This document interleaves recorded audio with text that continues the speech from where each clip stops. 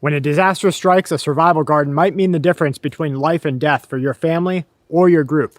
But this one single plant that you can grow almost anywhere, even indoors, might be the one that saves your life. Before we get into some of the details scientifically, as far as university and government level research goes on how this one single plant can save your life after a disaster, or even before as a preventative medicine, I want to get a fireside started so I can show you how I use it.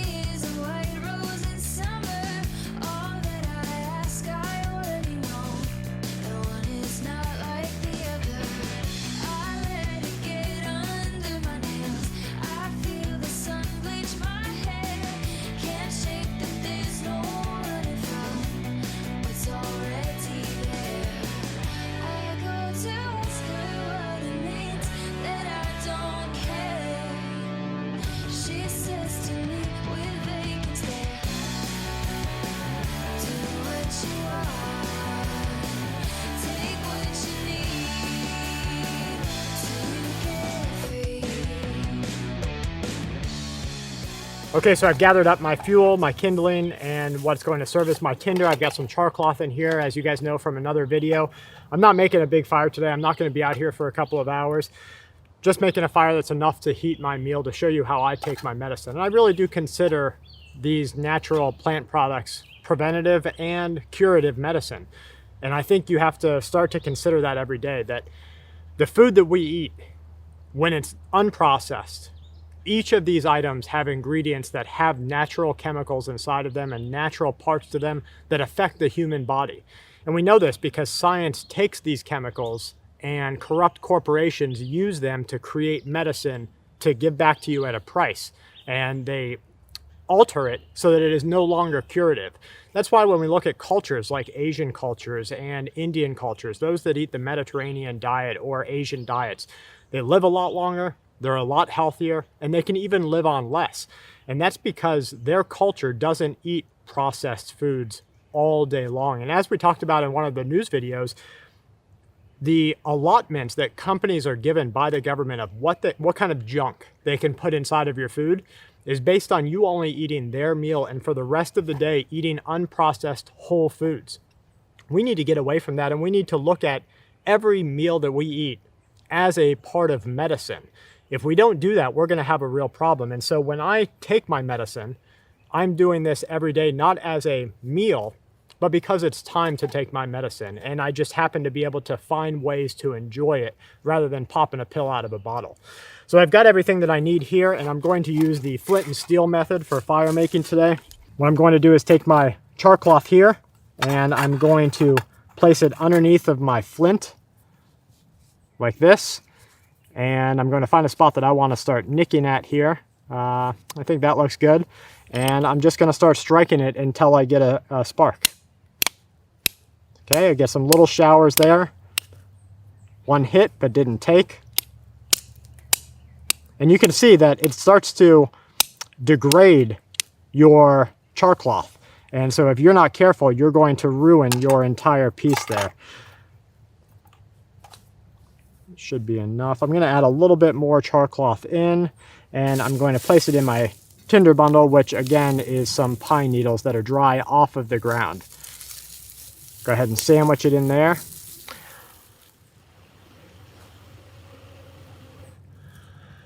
Deep breath and slow blow.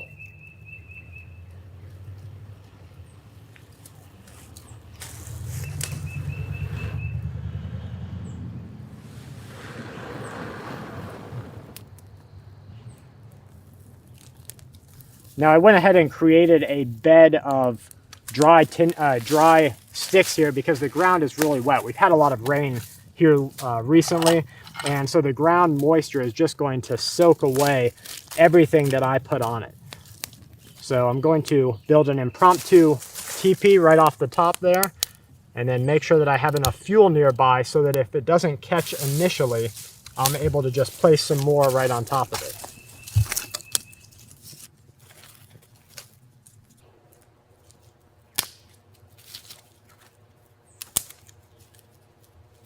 Okay, so what is this wonder drug, this wonder plant that has so many properties to it? I guarantee you either ate something with it in the last 2 or 3 days, or you have it sitting in your house right now. It's garlic. Garlic throughout history, and this is according to the National Institute of Health, which looks at multiple government and university level studies. This is a .gov website.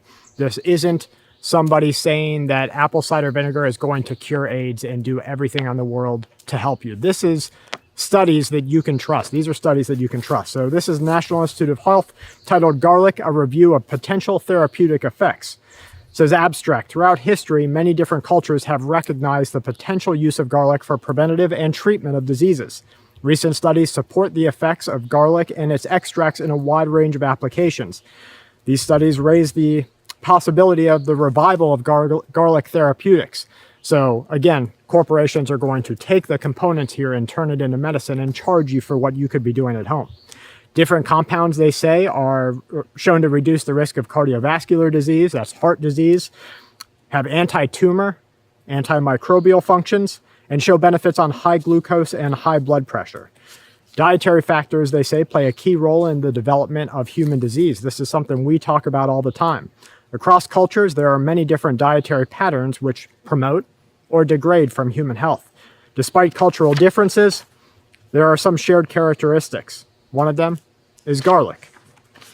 Garlic has acquired a reputation in different traditions as a prophylactic, preventative medicine, something that you can take every day to prevent disease, as well as a therapeutic medicinal plant. It plays an important dietary and medicinal role throughout history, and some of the earliest references to medicinal plants revolve around garlic.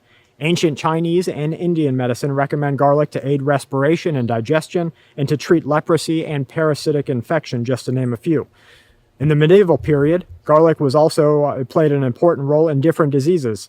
In a well-known medieval book, The Canon of Medicine, the author recommended garlic as a compound to treat arthritis, toothache, chronic cough, constipation, parasitic infection, insect bites, gynecological or women diseases of the lady parts, as well as in infectious diseases as an antibiotic.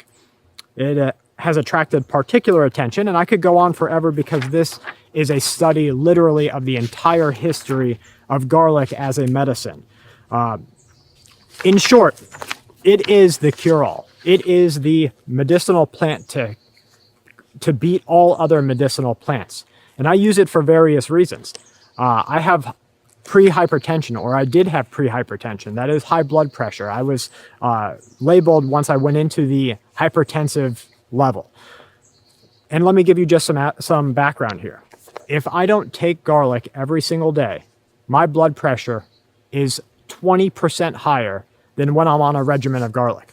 Right now, taking a daily dose of 1 clove per day in a meal as my medicine, my blood pressure stays in the range of around 117 to 120 to 76 to 80. It's well within the acceptable range for optimal heart health.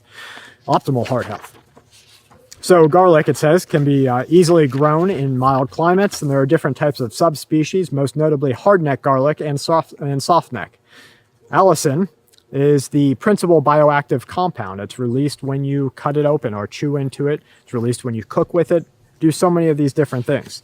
Another widely studied garlic preparation is aged extract. Sliced garlic that's stored in 15 to 20% ethanol, that's alcohol, for more than 1.5 years is referred to as aged garlic extract. This whole process is to cause a considerable loss of allicin and increase activity of certain newer compounds that science is just now learning about, such as an S-allicystine, alixin, N-O, this is idioxy D-fructose, 1-YL, arginine, selenium, and all of the number of other stable and significant antioxidants. Medicinally, they say, garlic oil is mostly prepared by steam distillation. Again, these are just different methods and ways to prepare it. What they have shown in participant experiments is intravenous administration, that's through an IV, of garlic extracts produce reductions in systolic and diastolic blood pressures.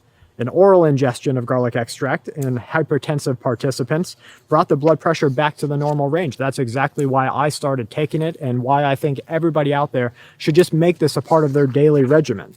It's been suggested that the mechanism of anti-hypertensive activity of garlic is due to its prostaglandin-like effects, which decrease peripheral vascular resistance. Aged extract was superior to placebo in lowering systolic blood pressure. Again, it goes on and on. I don't want to necessarily bore you with all of the specifics here. I am going to leave a link to this .gov research so that everybody can go and see. You don't have to go to a doctor and you don't have to pay him your $65 for him to say, listen, John, you're hypertensive. You're going to have a heart attack and die if you don't get on this medicine. That is simply not the answer. Sure, is it a answer? Yes, but so is cutting off your wrist so an infection on your finger doesn't go up into your bloodstream. It's just not the answer. It's not the only answer. There are other answers out there. One more thing I want to talk about before I start showing you the spider on you. One more thing I want to talk about before I start showing you the way that I take my medicine is the possible anti-carcinogenic mechanisms of garlic and its constituents, including the inhibition of carcinogen activation, the enhancement of detoxification, excretion, and protection of DNA from activated carcinogens. In short, garlic is going to stop cancer even through oral ingestion, and that's where a lot of things fail. If you take vitamin C, for example, and that's not really a good one because that has oral ingestion properties too that are bioactive. Let's say something like vinegar, even something harsh. Let's say bleach. And a lot of cultures around the world drink bleach because out on the surface, there's been studies that show bleach will kill cancer. Of course. But so does air over time. It breaks down and it can't thrive. So these cultures and some people drink bleach, which is a dangerous use of a man-made chemical. It's not the best way to go about things. This is a natural product that you are eating every single week, but enhancing your ingestion of it is going to give you preventative medicine today before a disaster strikes, and it's also going to give you a way to heal yourself or help others with high blood pressure or heart disease or cancer or anything else after a crisis. Okay, first, let's talk about how I take my medicine every day. If I'm not having it in rice, this is the best way for me to have it, and that's with grits. What I have here is 1/3 of a cup of grits, 1 cup of water, and I'm going to add 1 whole clove of garlic to this. So let's go ahead and break open our new cluster here. And I try to pick from a larger one. So I'm going to get a clove about this large. If I have some smaller ones, and that's why that's why Western medicine says, oh, we don't approve of just taking natural medicine, because the dosage will be different. And they can't trust the individual to take about the same amount every day as a curative or a treatment option. But we're all smart people. We can make these good conscious decisions. And if you have a clove this size or one this big, put 2 or 3 in there. It's natural. It's not going to hurt you to take too many. You're not going to get, overdose like if you end up taking 2 blood pressure medications at one time. So I'm just going to peel the outer layer off here. The outer layer isn't very edible. You can, of course, put it in things and break it down if you want to get that much more. There are some good properties to it, but it's not the main property of garlic. Okay, so you're going to take your clove of garlic, and the first thing I'm going to do is cut it up. Now, a lot of medicines, a lot of natural medicines will just have you slice it, and that way you're still biting into and releasing active compounds when you cook it. I'm going to go ahead and slice it small here and then kind of crush it up. You'll see that you are going to release additional compounds when you crush it up, and you can see some of the oil starting to come out there. If you're doing this inside, I'm going to put a link to a garlic press. That's what I use inside, and that's what Kelly uses. It really crushes it up into a very small, fine, little minced chunks, and those make it really palatable and easy to consume. Let's go ahead and get this started.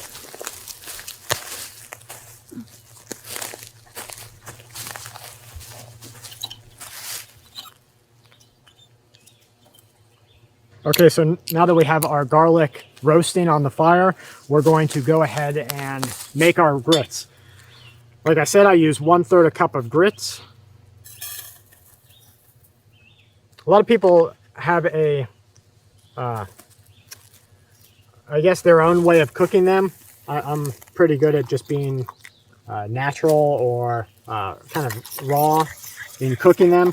I'm just going to add water. The garlic is going to give a lot of flavor. Okay, so about 6 minutes on the fire. I pulled it off of the coals so that it would just simmer on the side. It will burn. I mean, you're going to evaporate all the water out of there if you just leave it on raw flames or really hot coals the entire time.